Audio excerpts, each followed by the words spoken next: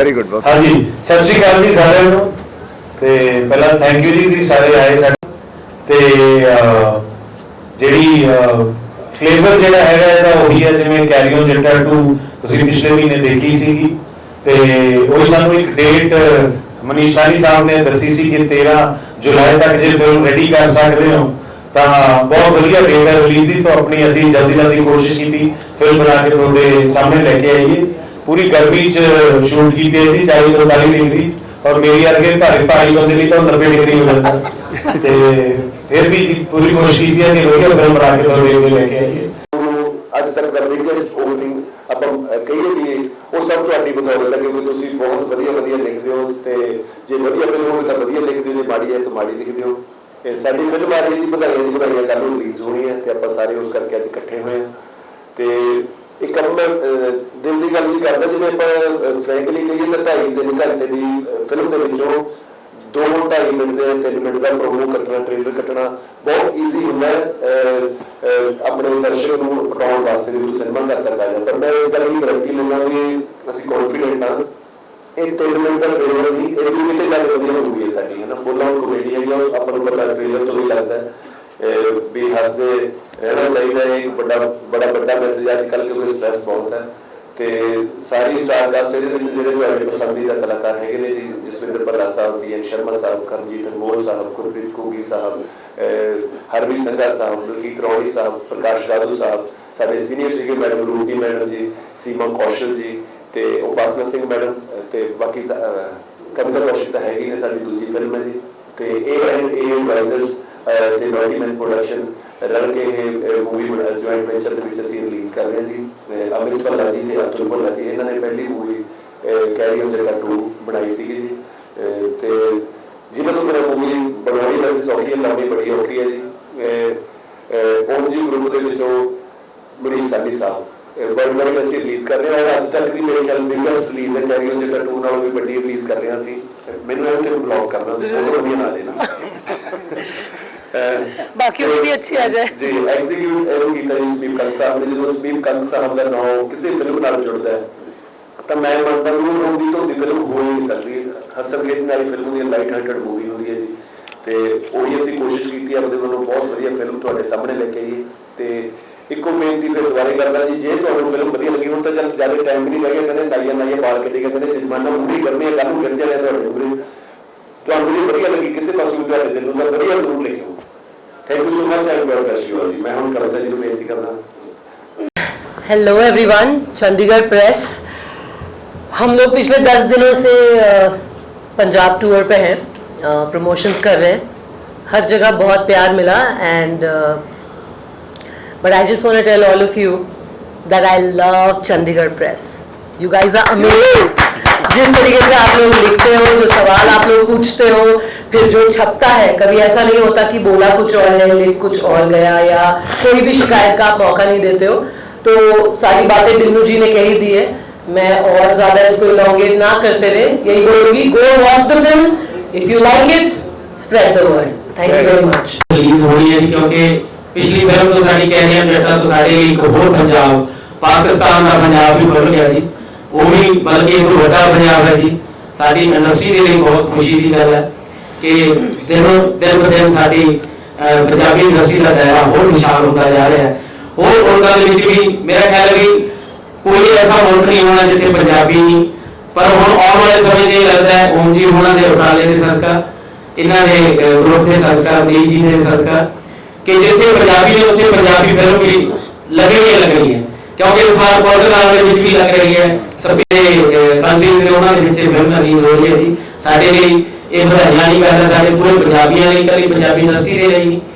सो NRI वीर का पहला भी बहुत दुआवां दिंदे ने कलाकारां नूं कि तुसीं तुहाडीआं फिल्मां करके साडे बच्चे पंजाबी दे नाल जुड़ रहे हैं और जे कहते किसी को असीस देनी होगी लोक गीत देनी उम्र होवे जे किसी को बादवा देनी तो कहते जा तेरी मां बोली भुल जी जिन्होंने मां बोली भुल गई उसका मतलब मुर्दे वर्गी जिंदगी होगी है। सो साडी मां बोली फिल्मां के जरिए बाहर मुल्कों में भी जिउंदी रह रही है, इसलिए असीं सारे पंजाबी बधाई देवा करांगे ते साडी पंजाबी फिल्म जिहड़ी आउण वाली कल नूं बधाइयां दी बधाइयां ये तुहानूं बहुत हसाऊगी ਜਿਵੇਂ ਕੈਰੀ ਔਨ ਜੱਟਾ ਦੇ ਫਿਲਮ ਆਇਆ ਉਹ ਤੋਂ ਬੜੇ ਬਹੁਤ ਸਾਰੀ ਹਾਸੇ ਕੀਤੇ।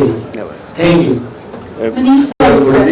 ਇੱਕ ਸਾਈਡ ਰਹਿ ਗਈ ਜੀ ਇਹਦਾ ਮਿਊਜ਼ਿਕ ਹੈ ਜਿਹੜਾ ਕਿ 5 ਗਾਣੇ ਦੇ ਵਿੱਚ ਬੜੇ ਖੂਬਸੂਰਤ ਗਾਣੇ ਦੇ ਟਰੈਕ ਕਿੱਡੀ ਗਰੇਵਾਲ, ਐਂਡੀ ਵਿਰਕ, ਰਣਜੀਤ ਬਾਬਾ, ਨਿਸ਼ਾਂਤ ਗਿੱਲ ਸਾਹਿਬ, ਕਰਮਜੀਤ ਅਨਮੋਲ ਵੀਰੇ ਨੇ ਬਹੁਤ ਕਮਾਲ ਦਾ ਗੀਤ ਗਾਇਆ, ਮੇਰਾ ਫੇਵਰੇਟ ਹੈ, ਤੁਹਾਨੂੰ ਸੁਣਾਵਾਂਗੇ ਵੀ ਜੀ ਹੁਣੀ। ਤੇ ਗੁਰਮੇਜ ਅਖਤਰ ਤੇ ਸੁਨੀਧੀ ਚੌਹਾਨ ਉਹਨਾਂ ਨੇ ਗਾਣੇ ਗਾਏ, ਸਤਿੰਦਰ ਸ਼ਾਹ ਉਹਨਾਂ ਨੇ ਇਹਦਾ ਮਿਊਜ਼ਿਕ ਦਿੱਤਾ ਸੀ। ਜਿਹੜੀ ਸਟੋਰੀ ਸਕਰੀਨ ਪਲੇ ਸੀਗਾ ਉਹ ਸਲੀਪ ਕੰਗ ਸਾਹਿਬ ਤੇ ਬੈਡੋ ਸਾਹਿਬ ਦਾ ਸੀਗਾ ਜੀ। ਤੇ ਜੇ ਤੁਹਾਡੀ ਇਜਾਜ਼ਤ ਹੋਵੇ ਤਾਂ ਦੋ ਹੋਰ ਸੋਹਣੀ ਗੀਤ, ਬਹੁਤ ਪਿਆਰਾ ਗੀਤ ਹੈ ਜੀ, ਸੁਣਾ ਦਈਏ ਕਰੀਮ ਕਰ ਜੀ ਉਹ ਫਿਰ ਬਾਅਦ ਵਿੱਚ ਸੁਣਾ ਦਿਓ, ਤੁਹਾਨੂੰ ਬਾਕੀ ਬਹੁਤ ਵਧੀਆ ਲੱਗੂਗਾ ਜੀ। ਦੀ ਸ਼ੀਸ਼ਾ ਦੇ ਹੋਏ ਮੇਰਾ ਪਲ ਪਲ ਬਾਅਦ ਮੈਂ ਸਾਹਮਣੇ ਖੜੀ ਜਾਵਾਂ, ਜ਼ੁਲਫ ਯਾਰ ਦੀ ਜੇਕਰ ਜਾਲ ਹੋਵੇ, ਜਾਣ ਬੁੱਝ ਕੇ ਜਾਲ ਵਿੱਚ ਅੜੀ ਜਾਵਾਂ, ਜਾਣ ਬੁੱਝ ਕੇ ਜਾਲ ਵਿੱਚ ਅੜੀ ਜਾਵਾਂ। ਤੈਨੂੰ ਜ਼ੁਲਮਾਂ ਦੀ ਛਾਂ ਕਰਨੀ, ਤੈਨੂੰ ਜ਼ੁਲਮਾਂ ਦੀ ਛਾਂ ਕਰਨੀ, ਹੱਸ ਕੇ ਤੂੰ ਦਿਲ ਮੰਗਿਆ, ਅਸੀਂ ਜਿੰਦ ਤੇਰੇ ਨਾਲ ਕਰਨੀ, ਅਸੀਂ ਜਿੰਦ ਤੇਰੇ ਨਾਲ ਕਰਨੀ। ਸਾਰਿਆਂ ਨੂੰ ਐਂਡ ਮੇਰੀ ਪੂਰੀ ਟੀਮ ਵੱਲੋਂ ਤੁਹਾਡਾ ਸਾਰਿਆਂ ਦਾ ਬਹੁਤ ਬਹੁਤ thank you, welcome. So Chandigarh press ਇੱਕ ਮਾਮਲੇ 'ਚ ਬਹੁਤ ਜ਼ਿਆਦਾ ਅੱਗੇ ਹੈ। ਅਗਰ ਅਸੀਂ ਬਾਕਸ ਆਫਿਸ ਕਲੈਕਸ਼ਨਸ ਦੀ ਗੱਲ ਕਰਦੇ ਹਾਂ ਤੇ ਜਿੰਨੀ ਵੀ ਕਲੈਕਸ਼ਨ ਅਸੀਂ ਪੰਜਾਬ ਟੈਰੀਟਰੀ ਦੀ ਕਾਊਂਟ ਕਰਦੇ ਹਾਂ, ਇਵਨ ਚੰਡੀਗੜ੍ਹ ਪੰਜਾਬ ਟੈਰੀਟਰੀ 'ਚ ਅਸੀਂ ਗਿਣਦੇ ਹਾਂ as far as film business is concerned. So 20% of the total collections come from Chandigarh only. It's just because ਕਿ ਤੁਹਾਡੇ ਲੋਕਾਂ ਦਾ ਐਫਰਟ ਹੈ, ਤੁਸੀਂ ਲੋਕਾਂ ਨੂੰ ਮੈਸੇਜ ਦੇ ਦਿਓ ਕਿ ਯਾਰ ਇੱਕ ਪਿਕਚਰ ਲੱਗ ਰਹੀ ਹੈ, ਪਿਕਚਰ ਬਹੁਤ ਵਧੀਆ ਤੇ ਤੁਸੀਂ ਦੇਖਣ ਜਾਓ। ਸੋ ਕਲੈਕਸ਼ਨਸ ਤੇ ਪੰਜਾਬੀ ਸਿਨੇਮਾ ਦੇ ਸਰਵਾਈਵਲ ਚੰਡੀਗੜ੍ਹ ਪ੍ਰੈਸ ਦਾ ਬਹੁਤ ਵੱਡਾ ਹੱਥ ਹੈ। ਅਗੇਨ ਇੱਕ ਵਾਰੀ ਮੇਰੀ ਪੂਰੀ ਟੀਮ ਵੱਲੋਂ ਤੁਹਾਡਾ ਥੈਂਕ ਯੂ ਤੇ ਪਲੀਜ਼ ਜਿਸ ਤਰ੍ਹਾਂ ਸਾਰੀਆਂ ਫਿਲਮਸ ਨੂੰ ਤੁਸੀਂ ਸਪੋਰਟ ਕੀਤਾ ਹੈ, ਅਗੇਨ 13 ਜੁਲਾਈ ਵਧਾਈਆਂ ਜੀ ਵਧਾਈਆਂ। ਸੋ ਉਸੇ ਤਰ੍ਹਾਂ ਦੀ ਤੁਹਾਡੇ ਤੋਂ ਐਕਸਪੈਕਟੇਸ਼ਨਸ ਨੇ ਸਾਨੂੰ। ਹੁਣ ਮੈਂ ਅਤੁਲ ਜੀ ਤੇ ਅਮਿਤ ਨੂੰ ਕਹਾਂਗਾ ਕਿ ਪਲੀਜ਼ ਆਪਣੇ ਵਿਚਾਰ ਸ਼ੇਅਰ ਕਰੋ। ਜਿੱਦਾਂ ਬਿੰਨੂ ਭਾਜੀ ਨੇ ਕਿਹਾ, ਇਹ ਸਾਡੀ ਕੰਪਨੀ ਏਡ ਐਡਵਾਈਜ਼ਰ ਦੀ ਦੂਜੀ ਫਿਲਮ ਪ੍ਰੋਡਕਸ਼ਨ ਹੈ। ਕੈਰੀ ਔਨ ਜੱਟਾ ਨੂੰ ਤੁਸੀਂ ਸਾਰਿਆਂ ਨੇ ਬਹੁਤ ਸਪੋਰਟ ਕੀਤਾ, ਵਧਾਈਆਂ ਜੀ ਵਧਾਈਆਂ। ਫਿਲਮ ਮੈਂ ਦੇਖੀ ਹੈ, ਫਿਲਮ ਬਹੁਤ ਵਧੀਆ ਬਣੀ ਹੈ ਤੇ ਮੈਨੂੰ ਪੂਰੀ ਉਮੀਦ ਹੈ ਕਿ ਤੁਸੀਂ ਇਹ ਫਿਲਮ ਨੂੰ ਪੂਰਾ ਸਪੋਰਟ ਕਰੋਗੇ। Thank you.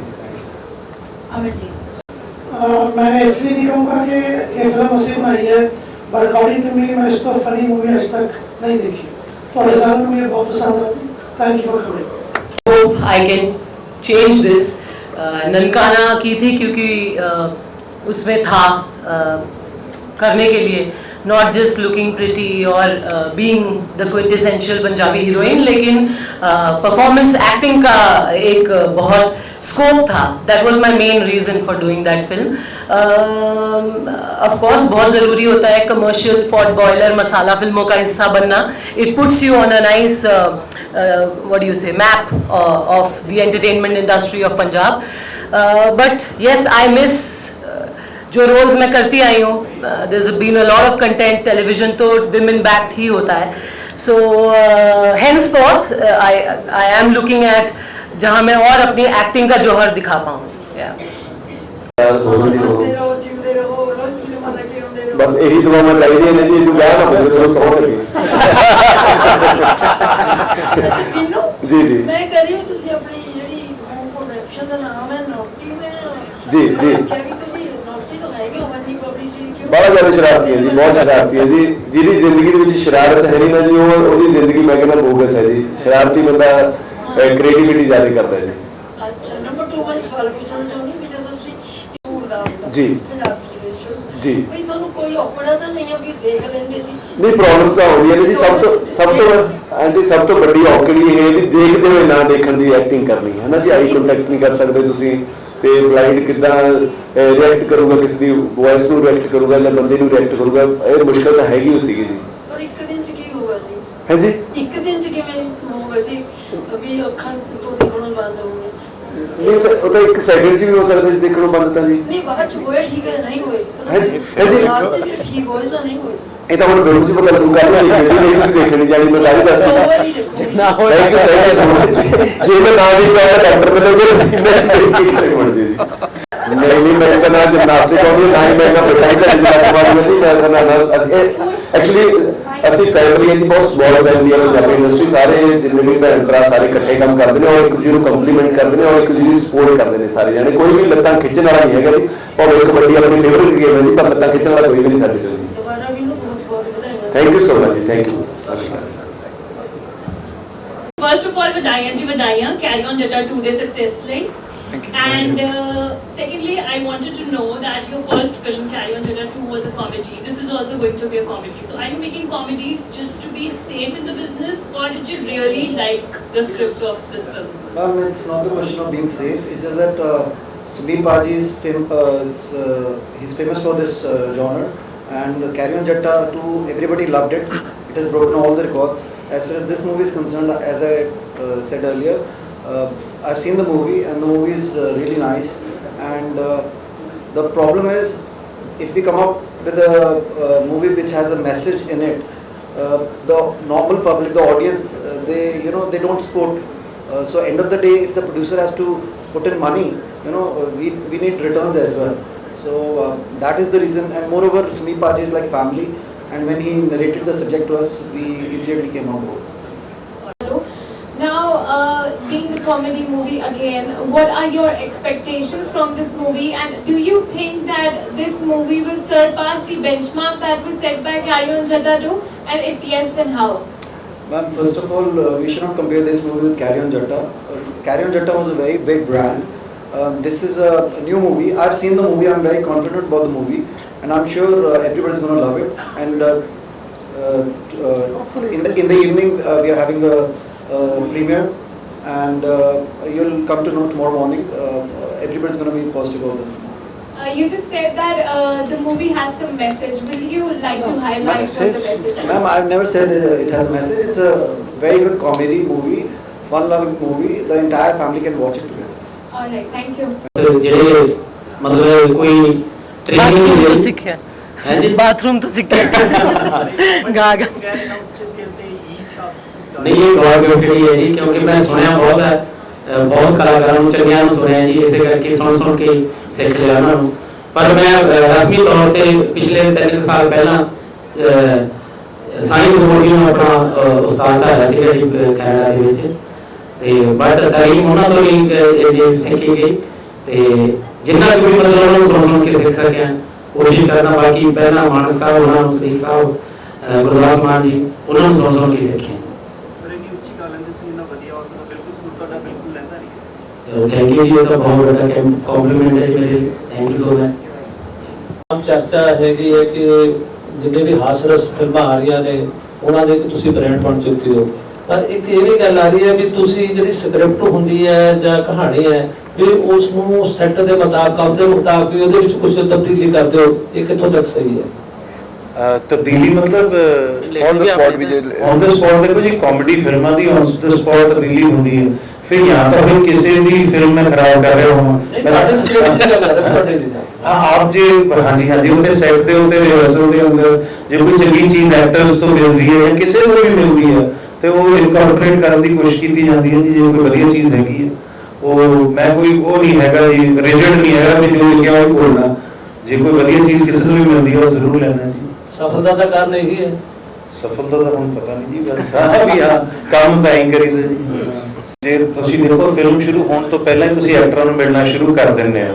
ਜੇ ਤੁਹਾਨੂੰ ਲੱਗਦਾ ਕਿ ਕੋਈ ਐਕਟਰ ਔਖਾ, ਉਹਦੇ ਨਾਲ ਚਾਹ ਪੀਓ ਔਰ ਵਾਪਸ ਆ ਜਾਓ, ਪਰ ਉਹ ਕਹਾਣੀ ਡਿਵੈਲਪ ਨਹੀਂ ਹੋ ਰਹੀ, ਆਪਾਂ ਬਾਅਦ ਚ ਕੰਮ ਕਰਾਂਗੇ। ਠੀਕ ਨਹੀਂ ਹੈਗਾ ਫਿਰ ਅੱਗੇ ਨੂੰ ਰਿਲੇਸ਼ਨ ਬਣਾ ਕੇ ਰੱਖੋ ਕਿ ਬਹੁਤ ਵਧੀਆ ਲੱਗਿਆ ਜੀ, ਕਰਦੇ ਹਾਂ ਲੱਗਦਾ ਵੀ ਉਹਨੂੰ ਕੰਮ ਕਰਦਾ।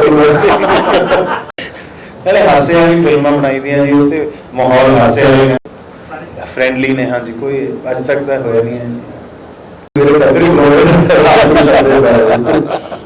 Anybody else? ਅੱਜ ਤੱਕ ਮੈਂ ਦੱਸੀ ਨਹੀਂ ਕਿਤੇ, ਪਰ ਦੱਸ ਦਿੰਦਾ ਜੀ। ਇੱਕ ਸਟੱਡਿੰਗ ਪੀਰੀਅਡ ਦੇ ਜਦੋਂ ਮੈਂ ਥੀਏਟਰ ਕਰਦਾ ਸੀ, ਥੀਏਟਰ ਤੋਂ ਬਾਅਦ ਮੈਨੂੰ ਹੁਣ 20 ਸਾਲ ਹੋ ਗਏ ਕਿ ਇਸ ਇੰਡਸਟਰੀ 'ਚ, ਤਾਂ ਉਦੋਂ ਸੀਰੀਅਲ ਚੱਲੇ ਸੀਗੇ। ਸੀਰੀਅਲਸ ਦੀ ਬਹੁਤ ਵੱਡੀ ਗੱਲ ਸੀ, 750 ਰੁਪਇਆ ਮਿਲਦਾ ਹੁੰਦਾ ਸੀਗਾ। ਤਾਂ ਸੀਰੀਅਲਸ ਜਿੰਨੇ ਚੱਲਦੇ ਸੀਗੇ ਉਹ ਫਿਕਸ਼ਨ ਸਾਰੇ ਜਿੰਨੇ ਚੈਨਲ ਸੀਗੇ ਉਹ ਡਿਵਰਟ ਹੋ ਗਏ ਮਿਊਜ਼ਿਕ ਚੈਨਲਸ ਦੇ ਵਿੱਚ, ਤੇ ਕੰਮ ਬਿਲਕੁਲ ਬੰਦ ਹੋ ਗਿਆ ਜੀ। ਤਾਂ ਕਈ ਫਰੈਂਡ ਸਰਕਲ ਦੇ ਵਿੱਚ ਬੜੇ ਵੱਡੇ ਬੰਦੇ ਸੀਗੇ, ਬੜੀ ਸਪੋਰਟ ਕਰਨ ਵਾਲੇ ਸੀਗੇ, ਪਰ ਇਹਨਾਂ ਦੇ ਵੀ ਫਰੈਂਡ ਮਿਲੇ ਜਿਹੜੇ ਅੱਖਾਂ ਹੀ ਫੇਰ ਕੇ, ਤਾਂ ਉਹਨਾਂ ਨੇ ਇੱਕ ਦੋ ਵਾਰ ਮੈਨੂੰ ਆ ਕੇ ਕਿਉਂਕਿ ਮੈਂ ਕਿਰਾਏ ਤੇ ਰਹਿੰਦਾ ਸੀਗਾ ਪਟਿਆਲੇ, ਤਾਂ ਵਿੱਚੋਂ ਇੱਕ ਦੋ ਨੇ ਮੈਨੂੰ ਆ ਕੇ ਇੱਦਾਂ ਕਿਹਾ ਵੀ ਹੁਣ ਤੂੰ ਜਾ ਕੇ ਘਰੇ ਧੂਰੀ ਚਲਾ ਜਾ, ਉਹਦੇ ਤੇ ਕੁਝ ਵੀ ਨਹੀਂ ਲੱਗਣਾ, ਧੂਰੀ ਜਾ ਕੇ ਪ੍ਰੋਪਰਟੀ ਦੀ ਦੁਕਾਨ ਖੋਲ ਹੈ, ਉਹਦੇ ਵਾਸਤੇ ਇੱਕ ਮੇਲ ਚਾਹੀਦਾ, ਮੈਨੂੰ 2 ਕੁਰਸੀਆਂ ਚਾਹੀਦੀਆਂ ਹੁੰਦੀਆਂ ਨੇ, ਜਦੋਂ ਸੈੱਟ ਹੋਇਆ ਫਿਰ ਦੇਖਾਂਗੇ ਆਪਾਂ, ਫਿਲਹਾਲ ਤੂੰ ਉੱਥੇ ਕੰਮ ਕਰ। ਉਸ ਚੀਜ਼ ਨੇ ਮੈਨੂੰ ਮੋਟੀਵੇਸ਼ਨ ਦਿੱਤੀ ਵੀ ਕੰਮ ਤਾਂ ਕਰਨਾ, ਫਿਰ ਕਰਕੇ ਦਿਖਾਉਣਾ ਹੈ ਨਾ, ਉਸ ਚੀਜ਼ ਤੋਂ ਮੋਟੀਵੇਟ